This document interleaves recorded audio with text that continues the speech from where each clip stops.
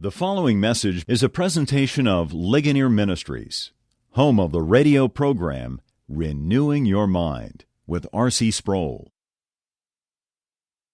It's interesting. We spent 4 days now talking about what heaven's like, and as we were doing these tapings, it crossed my mind, this is not something we hear a lot about anymore. You don't hear too many sermons on heaven. We talked about some of the attacks made by different folks in history, Marx and Freud and whatnot, on how heaven can sort of be a pie in the sky, by and by, something to keep us happy in the here and now. But I'm afraid that maybe we've got too much pie in the sky right here and now, and that's why we don't think about heaven. Do you have an estimation as to why we don't talk about heaven any more than we do? I think that's true. I think that we have a cosmetic view of death. We've been able to see extraordinary strides in medicine, and so death is not the familiar companion on a daily basis that it has been for the overwhelming majority of people who have ever lived in past history. We take our people who are terminally ill and remove them from the presence of the culture and stick them in extended care facilities or in hospitals. And even the way we prepare bodies for death, we do everything that we can to disguise that part of reality. And each year, the life expectancy is extended through the advances of modern medicine and so on, so that death is something that we have a tendency to postpone. Whereas through most of American history and Western civilization, mortality rates were significantly higher among infants than they are today, apart from the abortion tragedy. But every family, for the most part, was familiar with death. And not only that, the basic comfort level of human existence and of human labor was so much more difficult and arduous in the past than it is today. We live in the most comfortable period of the history of mankind. Now, you take, for example, the situation of the American black slave, and we look at their music, and their music focuses again and again on the joy of heaven. Why is that? Because they constantly had to endure deprivation, humiliation, and pain from day to day. They had no possessions, they had no home, and so they looked for a better country. But when our bellies are full and our comforts are sated, we tend to grasp tenaciously to this world and turn our gaze away from heaven. Unfortunately, the only time we think about heaven is when somebody that we love dies, or when we ourselves are threatened mortally by some illness, or as we get older and realize that our days are short upon the earth. But I think that it is the duty of the church to keep the vision of heaven before the people, and ministers ought to preach on this. It's not a thing that people are uninterested in. Every person cares about their future and the future existence of life after death. I think one of the reasons that we're so interested in the here and now, or part of the here and now, is we're so busy. Someone from our audience asked this question, what will we be doing in heaven? And that reminded me of a phone call I received recently at the office from a young man who wanted to know something about heaven. He said to me, almost apologetically, he said, well, now, I'm very active, and I'm just kind of worried about, what happens with us in heaven. And I thought, how strange that this would be something he'd be worried about, how active we are. And yet, even outside the church, people joke about heaven. They say, well, who wants to go to heaven? That's boring. You got nothing to do. We're so consumed with activity and frenetic lifestyle that the idea of a calm and peaceful place is almost frightening to us. But at the same time, while we'll have a peace in heaven, we're not going to be inactive, are we? Not at all. We will be in a state of rest. That is, a rest from restlessness, and a rest from travail, and a rest from the kind of labor that is excruciatingly difficult. But it doesn't mean we'll be inactive. Just as when God ceases from his labor on the Sabbath day, he doesn't do nothing on the seventh day. But I don't know, that question has never really bothered me, although I am a person who's easily bored. I'm active. I like to keep myself active, have something to do. But that desire to have something to do, for me, is related to an incurable love of life. I just think life is so fascinating. And there are so many aspects of the experience of living that most of us never have a chance to do anything but taste on the surface. You know how I am, R.C. You know, I have a hobby a week. I fall in love with a hobby and I get all caught up with it for a while, and then I'll drop it and go on to something else.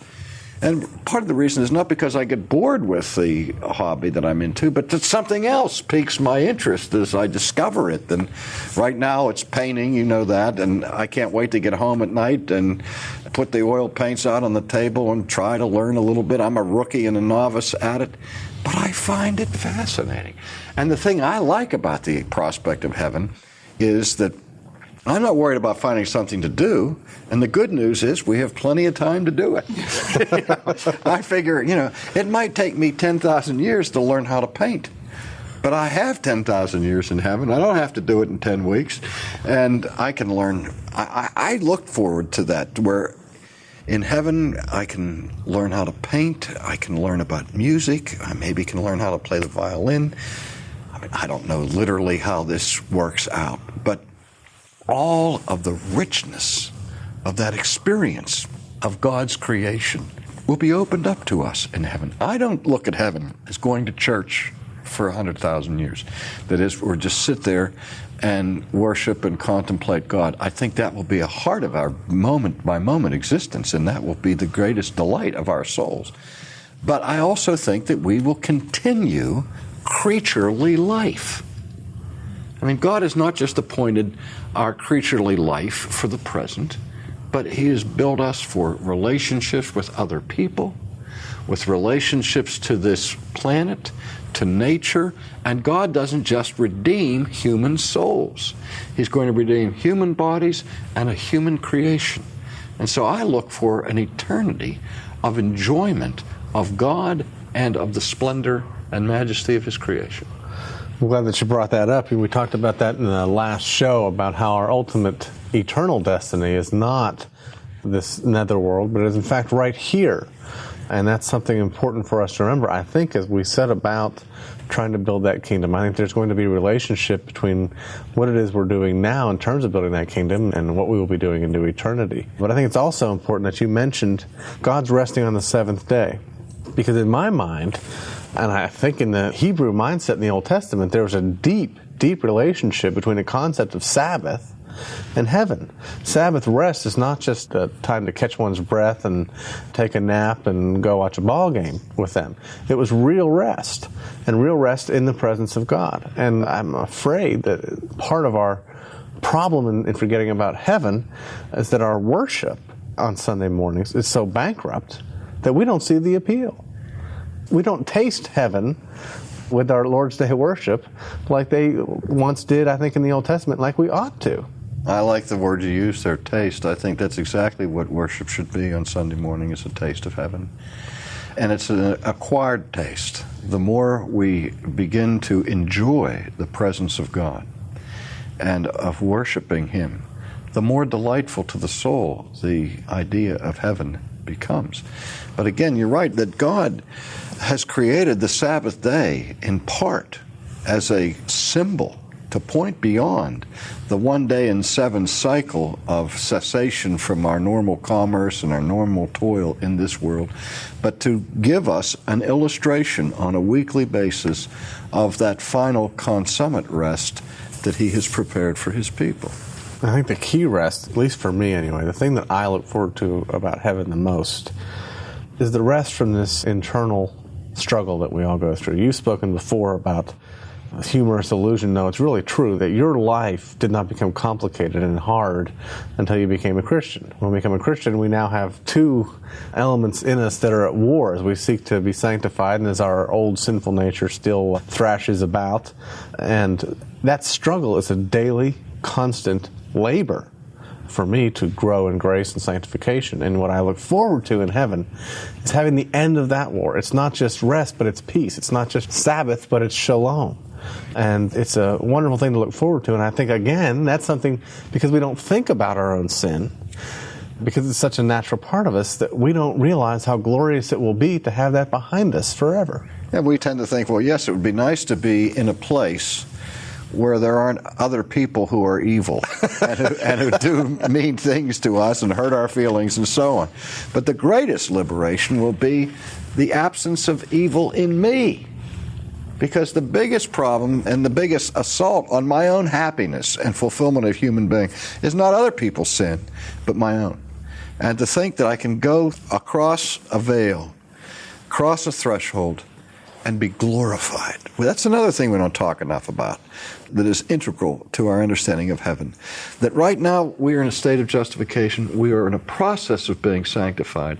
But the absolute promise of God for His people is that He is going to glorify each one of us. And to be glorified means to be completely cleansed of all unrighteousness. Every unrighteous thought, every unrighteous action, and every unrighteous reaction will be removed from my soul and from my mind, from my heart. I can't imagine how joyous life would be if I didn't have sin. It's going to be something. Yes, it is. You mentioned earlier, by the way, about this frenetic pace that we live in, that we're so busy. I don't think we realize how frantic life is in the 20th century, particularly in America. I mean, I had that experience of being transported into a different culture. Before you were born, when your mother and I and your sister moved to Europe for me to go to graduate school. And the most difficult part of my adjustment to living in Holland was adjusting to the pace of life there. Drove me crazy at the beginning because everything took forever. Everything was so slow. You walk into a bank to cash a check. You'd be the only customer in the bank. And you hand the check to the teller and your money's there. You just need to get a check cashed. It would have to be handled by 8 people. You'd have to go sit on a bench for a half an hour, 45 minutes before you get your check cashed. It drove me crazy. I said, I'm wasting my time. What is this? Well, after a while, I realized I couldn't fight it. And I adjusted to the pace. And I got into a study routine that was, some people would think was incredibly monotonous.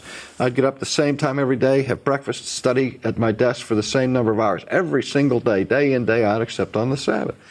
And for me, that was such a change from what my life had been, that it was a difficult adjustment. But once the adjustment was made, it was marvelous to have time to think, to study, to not be in a rush, to not be interrupted every 5 minutes by some tyrannical urgency that would intrude on my study or on my learning. And then it was time to come home.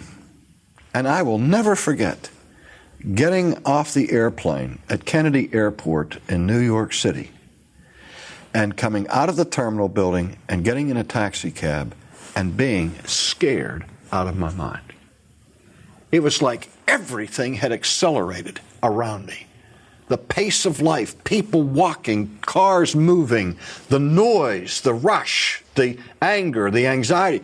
I wasn't prepared for it. I had completely forgotten what life in America was like after I adjusted to this, what I thought was a backward culture in Europe.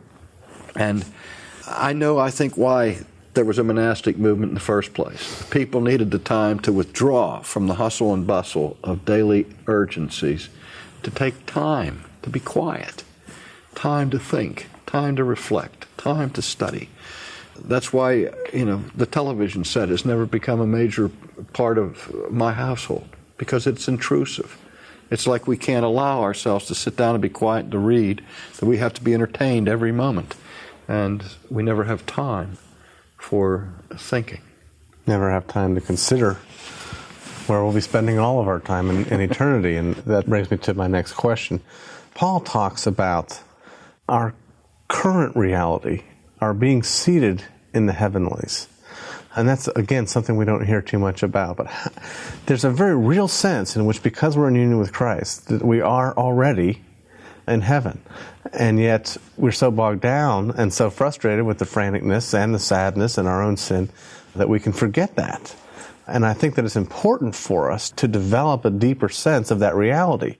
One of the things I like about C.S. Lewis as a writer is he always plays off this distinction between reality and our everyday lives. In his description of heaven, for instance, in The Great Divorce, the ghosts from hell go take a trip up to heaven, and when they get off the bus and they're walking on the ground, their feet hurt because the ground is so hard compared to their little shadowy selves, because it's so much more real there. And heaven is the reality, and our presence there is the reality. And yet, as I said, we don't think about it, we don't contemplate it, we aren't comforted by it, maybe because we're so distracted by all this freneticness. But how can we sort of heighten our awareness of that reality, of our already being present there in some sense? Well, I think one of the things we can do is to get rid of the idea that heaven is necessarily geographically remote from where we live. That we think of heaven as being like on a distant planet or beyond the furthest planet in astronomical categories. I like to think, and I don't know about this, but I like to think of the distance between me and heaven as not just a temporal distance of a heartbeat away, but it's less than an inch away in terms of geography. I like to think of the barrier between this life and heaven is not so much a geographical one as it is a dimensional one. What I mean by that, sometimes I remember in my philosophy classes and when I used to teach in college, I'd ask my students about the phenomenon of mirror images. I still can't get over that. I mean, we take for granted, we use mirrors every day, we take photographs all the time, we're accustomed with television. And of course, if the world was destroyed by a hydrogen bomb and I was the sole survivor, we'd be back in the Stone Ages. I wouldn't be able to reinvent the television or the radio because I don't know anything about that sort of thing. Because I'm still in a primitive naivete when I see a picture of a human being reproduced on paper. When all I've done is look through an eye of a camera and taken a snapshot and voila, you add some chemicals and so on, and the image comes out on a piece of paper. Or the more simple thing is I stand in front of a mirror and I see myself in the mirror. But I'm not in the mirror. I'm in front of the mirror. Who's that in the mirror? Nobody's in the mirror. It looks like there's somebody in the mirror, but it's like me reconstituted in 2 dimensions. My 3-dimensional self has now become 2-dimensional in reverse, looking back out at me. It's not really me, but yet the image is really there.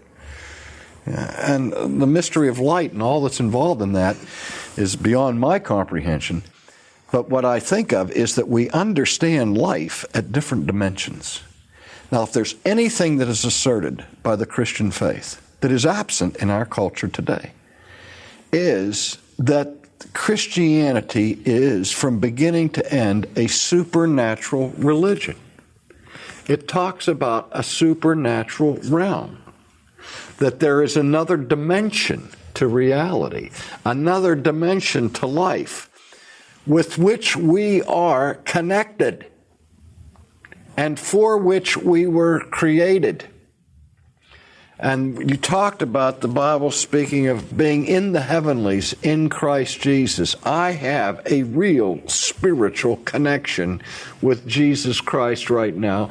I really believe in the communion of saints, that I am connected to every believer that ever lived, that there is a fellowship that I can enjoy spiritually with people I cannot see and cannot touch. And yet they are not far from me. Christ is not far from me. He's a dimension away. The dimension that is hidden to us. But it's there, and it's real. The invisible realm. And even the invisible realm is not totally invisible. Abraham Heschel, the Jewish rabbi, talked about the loss of modern man's capacity to look beyond the surface. The whole world is filled with the glory of God. The splendor of His holiness is planted everywhere throughout. And yet we walk as people wearing blindfolds through this order in this dimension and fail to see the manifestations, the breakthrough, the intrusions of the supernatural into our own existence. And we don't have to go far to get a taste of heaven. The thing that we look forward to in the center of heaven, something you've talked about, the beatific vision. And why don't you close with that and remind The us of beatific vision is called beatific because it elicits instant beatitude or blessedness in us. It is the Visio Dei, the vision of God as He is.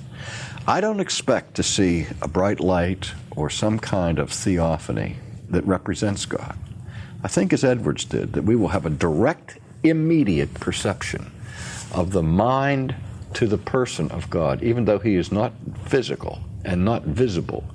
He will be knowable to the mind as we directly apprehend Him. I don't know how that's going to happen, but we are going to have an experience of the presence of Christ and of the presence of God that nobody has ever really enjoyed in this world. You know, just a taste of heaven that I get in a sense of the nearness of God floods my soul with joy and with peace. Imagine seeing Him as He is. I mean, I just think if I could just do that for 1 second, it would be enough to calm my soul forever. For more information about Legonier Ministries, call 1-800-435-4343 or contact us on the web at ligonier.org. That's ligonier.org. Or write P.O. Box 54, 7500, Orlando, Florida, 32854.